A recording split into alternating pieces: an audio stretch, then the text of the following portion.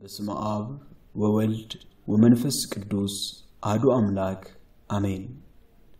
በርጠሜዎስ ውድ የመርሃ ተዋሕዶ ተከታታዮች በዛሬው መጽሐፍ ቅዱስ ታሪክ ዝግጅታችን የምንመለከተው በማርቆስ ወንጌል ምዕራፍ 10 ከቁጥር 46 እስከ 52 እና የሉቃስ ወንጌል ምዕራፍ 18 ከቁጥር 35 እስከ 43 ላይ የሚገኘውን የአንድ የዓይነ ስውር ታሪክ ይሆናል።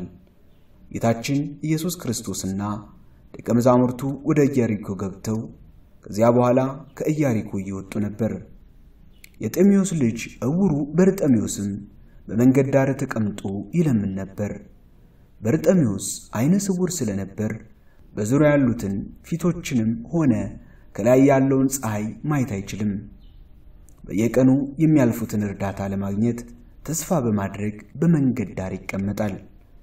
በዚያም ቀን የሚያልፈውን ሰው ድምጽ ሰምቶ የምሰማው ድምጽ ምንድነው አለ። የናዝሬቱ ኢየሱስ ያልፋል ብለው ነገሩት። ድምጹን ከፍ አድርጎ የዳዊት ልጅ ኢየሱስ ሆይ ማረኝ አለ። የሚመሩትም ዝም እንዲል ገሰጹት። እርሱ ግን በጣም ጮኸ፣ የዳዊት ልጅ ኢየሱስ ሆይ ማረኝ አለ።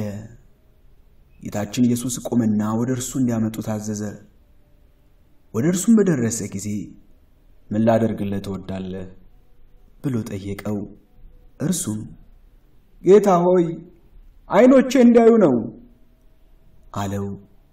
ጌታችን ኢየሱስም እምነትህ አዳነችህ አለው።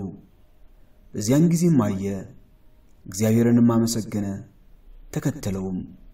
ሕዝቡም ሁሉ አይተው እግዚአብሔርን አመሰገኑት። እንግዲህ ጌታችን አምላካችን መድኃኒታችን ኢየሱስ ክርስቶስ ሳያቋርጥም አብዝቶ መጮህና ለመዳን በመፈለጉ የበርጠሜዎስን እምነት ገልጦልናል። በተደረገለት ነገርም እግዚአብሔርን በማመስገኑ ሕዝቡም አይተው እግዚአብሔርን እንዳመሰገኑት እኛም በሐዘናችንም ሆነ በደስታችን ጊዜ ስለተደረገልን ሁሉ እግዚአብሔርን ማመስገን ይገባናል። በዚህ ለሌሎች ሰዎችም ብርሃን እንሆናለንና።